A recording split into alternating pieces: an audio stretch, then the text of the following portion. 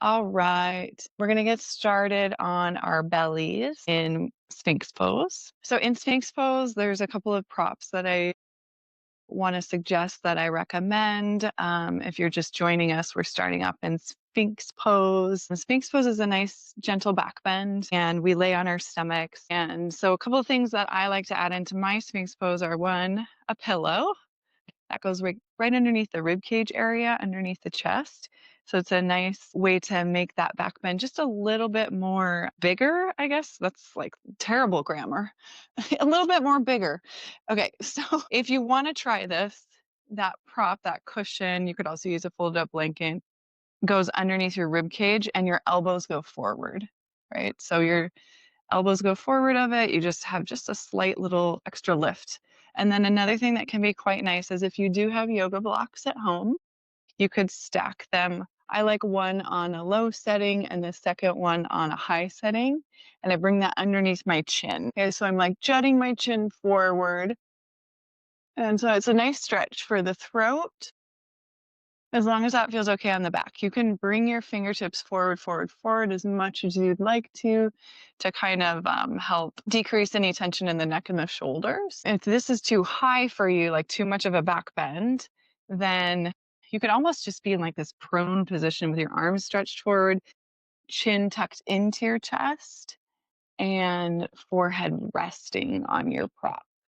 So I will demo that. And again, you don't have to have yoga blocks specifically, like a hardback book would work, um, another pillow would work. Get creative. You guys know the drill with what you have at home. Okay, so your back bend, your Sphinx pose can be a big back bend. You can make it bigger, you can make it smaller, you can make it somewhere in between. I do want you to be able to find that little Goldilocks effects for you. We're going to be in this shape for 3 minutes. I'm setting us a timer. If I can, I will.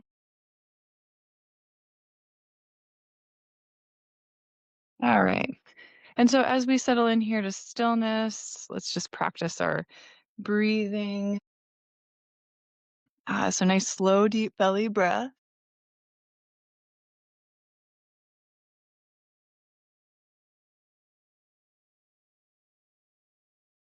See if you can breathe in through your nose. Nice, long breath in. Send that breath all the way down into the belly.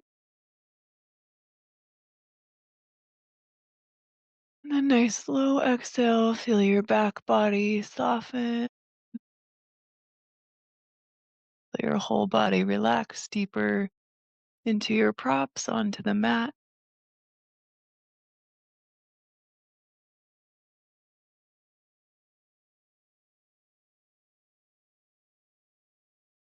If you haven't done so already, you could close your eyes here, just letting your awareness draw into your body.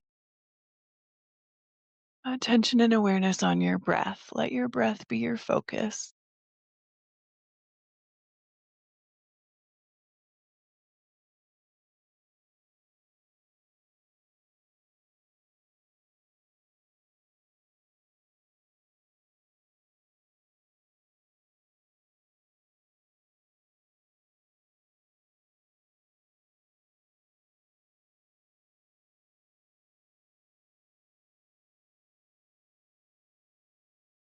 So we have a little bit over a minute left in this shape. We'll just spend some time in silence, allowing yourself to drop into the shape, relax any tension in your muscle tissue.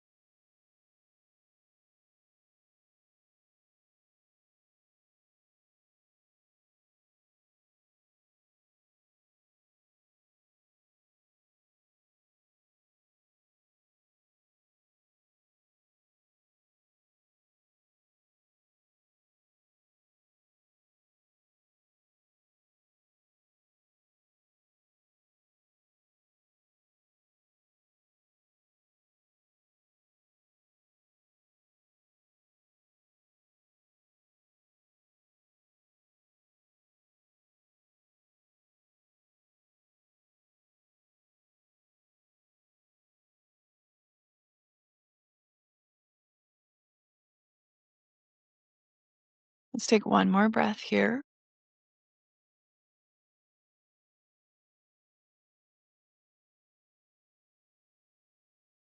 And then slowly start to bring your hands underneath your shoulders. We're going to press up and back to a child's pose briefly. Our child's pose will be our transitional shape. So we'll spend just about a minute there.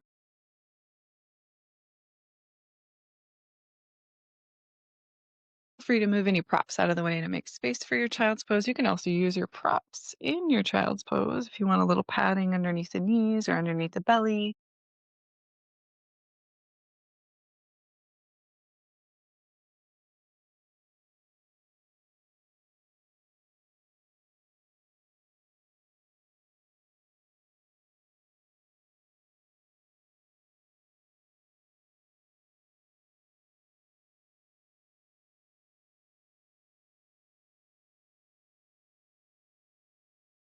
All right, so we'll make our way up and out of child's pose, and we're going to turn around and set up for another supported back bend.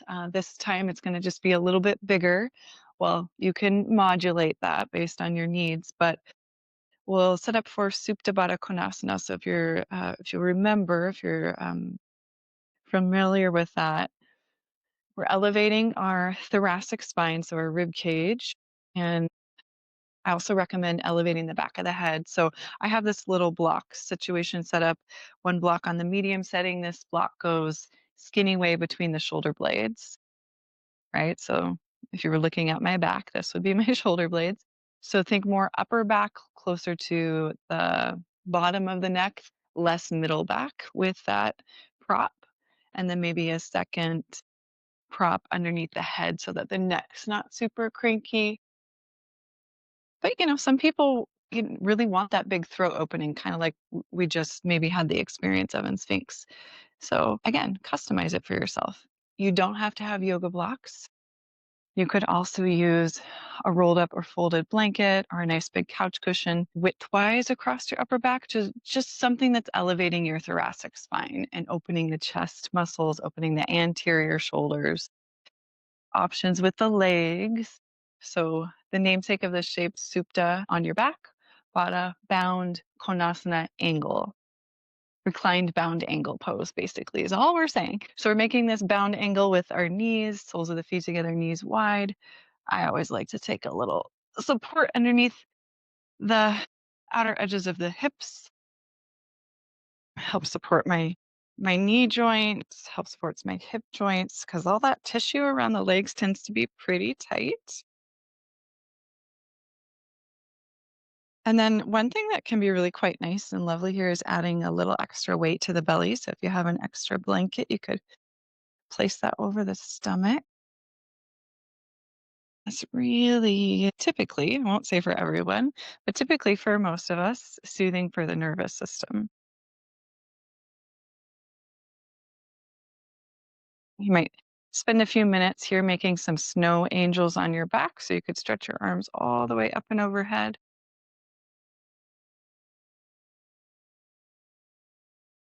Even if there's a lot of space between the floor and the arms, just give yourself a nice big stretch. And then when you exhale, you could pull your arms wide like you're making that snow angel on your back. And just add a little bit of movement. Maybe do that 2, 3, 4, 5 times, even if you want. And you're just looking for this place of feedback from your body. Where can you find the most feedback? That doesn't necessarily mean the place where you're going to find stillness, but just notice as you move your arms through space, what happens across the front of the chest, the shoulders, and the upper back. And then eventually settling in, relaxing your arms anywhere within that range of motion. We're going to be here for about 4 minutes, so just a little bit longer in our hold.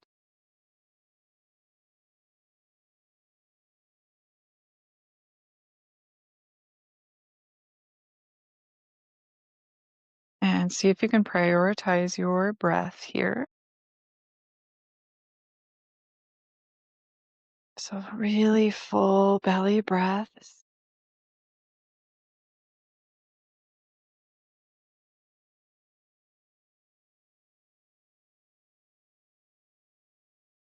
Nice and slow.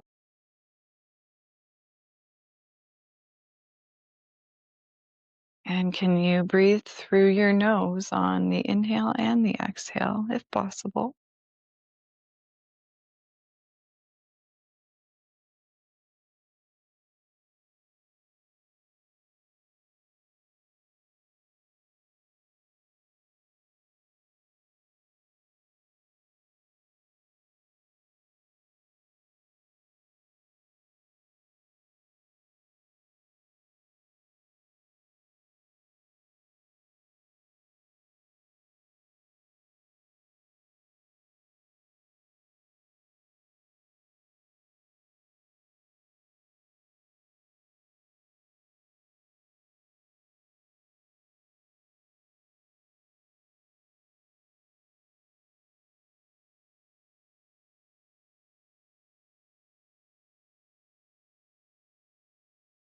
And so we're about halfway through our hold. And if you're noticing that the body's wanting to go a little bit deeper in your shape, like especially with your legs, if those hips are starting to relax, but maybe you have props underneath the outer knees that are feeling like they're hindering your stretch, you can always adjust that, move them out of the way if you'd like to.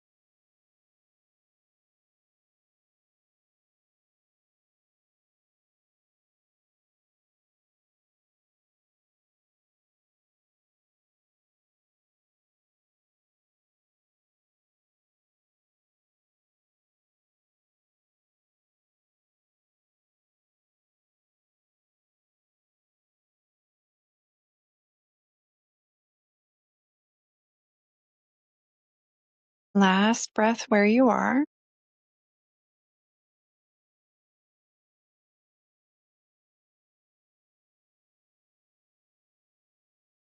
Be really mindful with your exit on this, especially if that was a pretty intense stretch for you. You might roll off to a side and hold your body in fetal position for a moment. Either way, just take your time, go slow. We're going to remove the props from the back body, set them off to the side, and then return to the back without any props underneath us. Except for maybe if you want, you could have like a folded blanket or pillow underneath the back of your head. So we're going to come into a twist next. I'm going to give you a couple of different options for that twist. So less intense and more intense, and you can play with all that. Okay, so laying down on your back if you're not there already, and maybe supporting the back of the head with a little padding, knees bent, feet planted. Figure four first. So we'll take the right ankle, place it on top of that left thigh. Okay, so right ankle, left thigh towards the knee.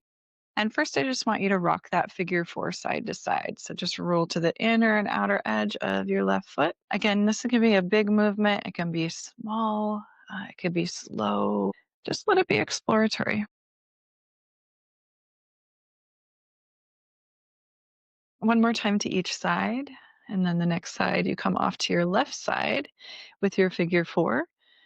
We're going to pause there in that twist. So the outer edge of your left leg all the way down to a prop or the floor, the yoga mat.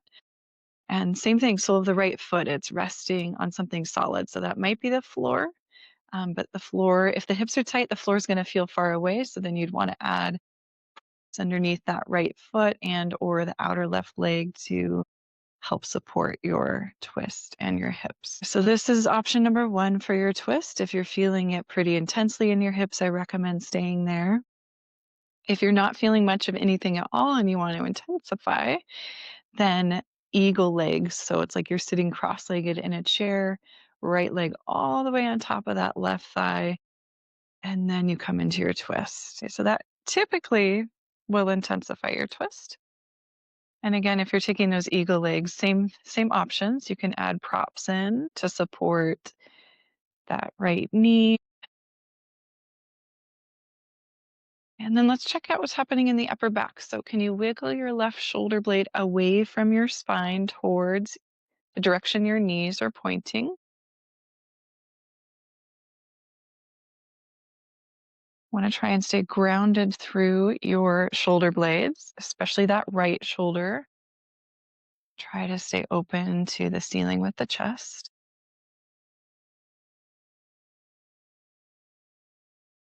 Sometimes that means, again, if your hips are pulling you all the way off to your left side and it's making your right shoulder pop up off the ground, you need to add support underneath your knees or outer left leg. So you can also add support underneath that right shoulder. So basically, just adding in props where there's space between the body and the floor.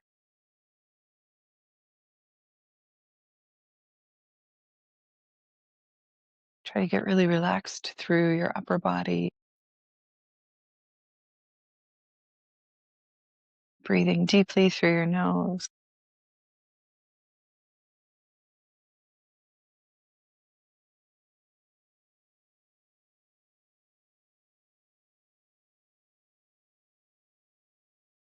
Nice and slow with your breath.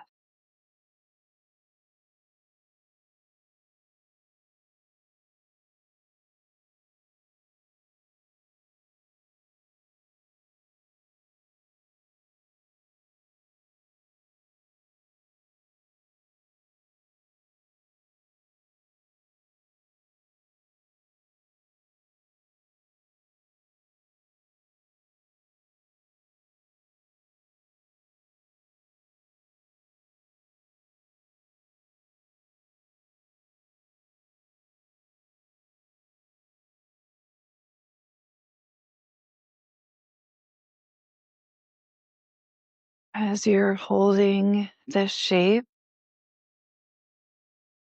bringing your awareness, your attention down into your body, searching out where you're feeling sensation right now. Where in your body do you feel sensation?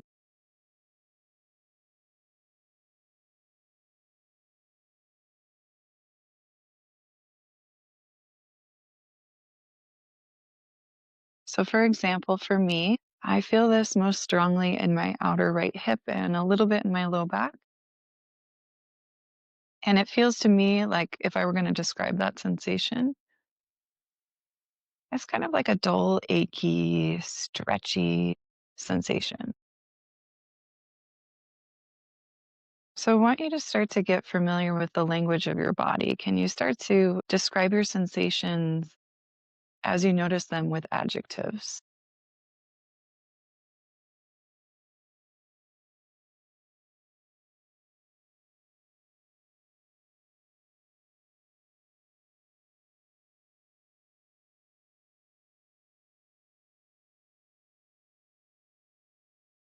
We'll take 3 more breaths here.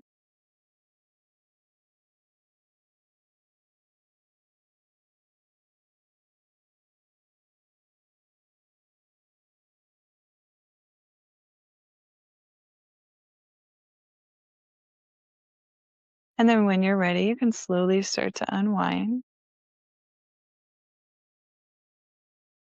Take your time with that, especially if it was pretty intense in terms of sensation.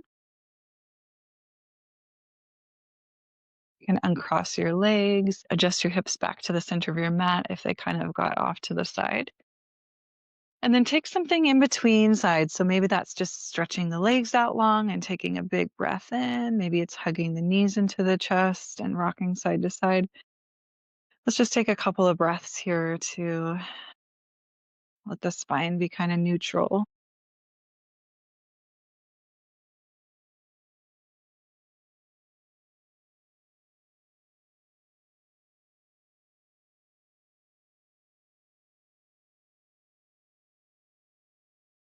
Now we'll start to set up our second side. So we'll bend the knees, plant the feet. If you straighten them out, left ankle goes on top of that right thigh, left ankle to right thigh towards the knee. First, we're just going to rock that figure four side to side. That motion from side to side can be big or small. You're just rolling to the inner and outer edge of your right foot.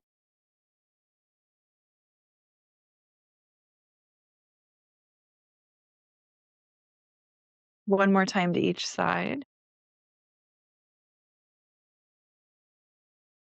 And then pausing when you come off to that right side of your hip, your outer right leg, sole of the left foot included. So you're keeping your figure four, you're just tipping that figure four off to the right, maintaining the chest open.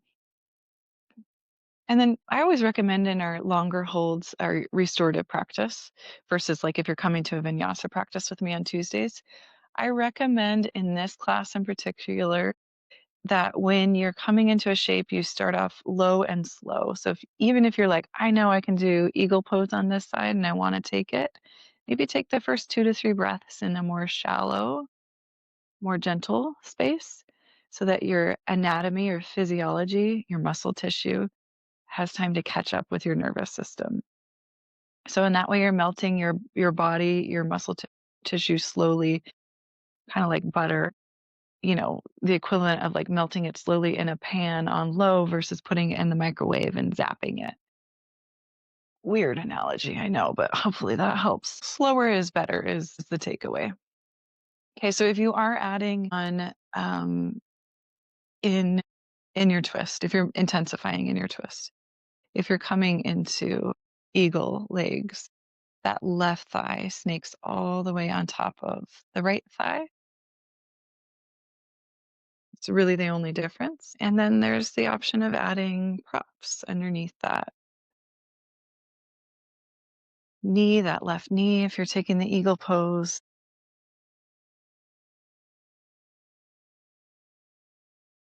Breath is a priority always over the depth. Breath comes first. Breath or depth will come, it will follow with time. Might not be today, it might not be on a certain timeline that you have set for yourself. So try to let go of these arbitrary rules about what you want to have happen versus what is happening in your body. Can you practice some truth levels with yourself?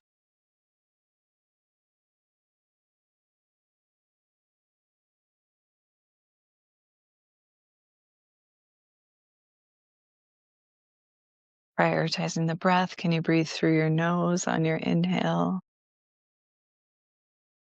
and your exhale?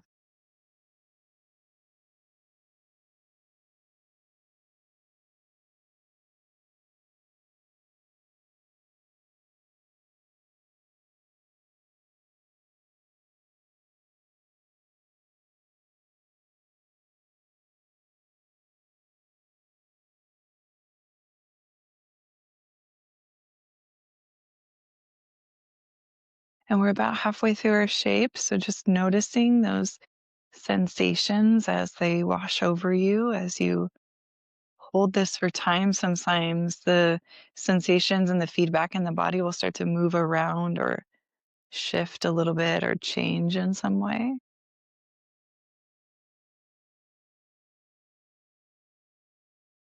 So you might put on that imaginary exploratory hat and just name your sensations, name your experience.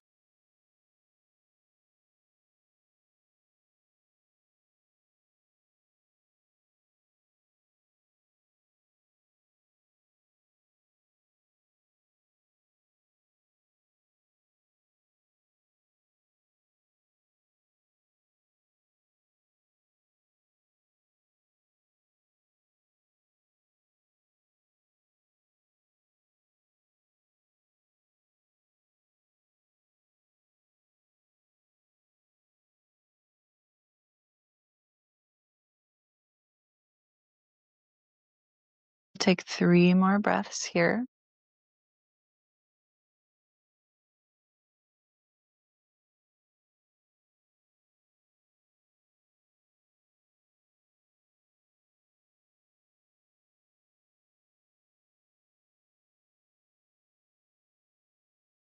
Slowly unwind when you're ready.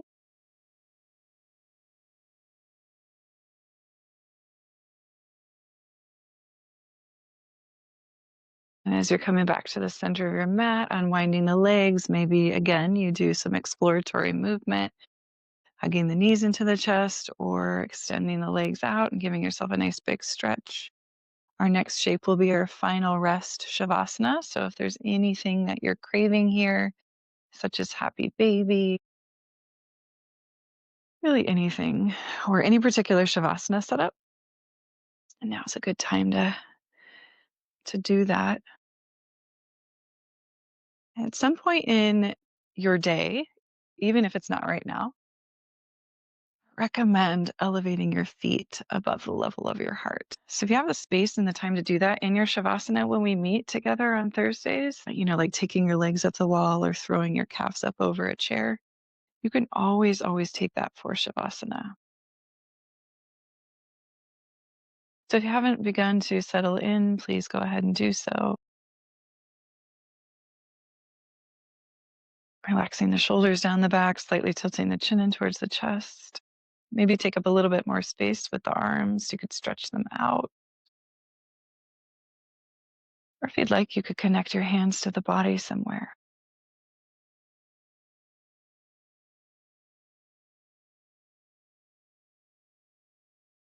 Imagine yourself letting it all go, letting it all rest. Shavasana.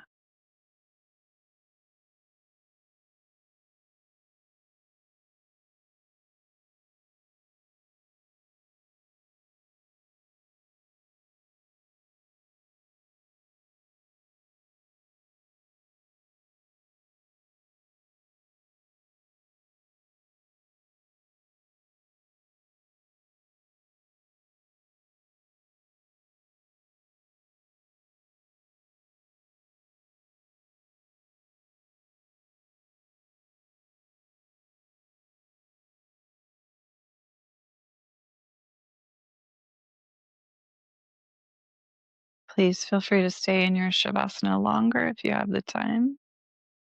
And you're welcome to close your practice here, but I'd like us to take 3 rounds of Brahmari breath. So if you're going to come to an upright seat to do that, maybe roll off to a side. And when you come up to that seat, can you let it be supported so that your spine can grow tall with ease? So maybe that means you're sitting in a chair or on top of a prop. So reminder, Brahmari breath is an inhale by way of the nose, your exhale, a gentle seal of your lips, and you're humming. So you're making this vibration, this tone at the back of the throat. Let's take a full round of breath together to begin. Inhaling through the nose, exhaling through the nose. Inhale to humming on your exhale.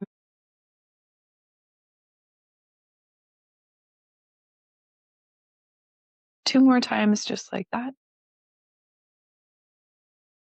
Exhaling as long as you can.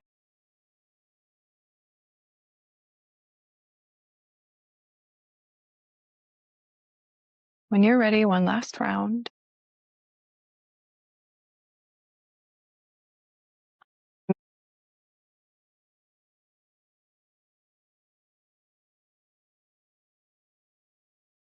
Letting your breath return to normal.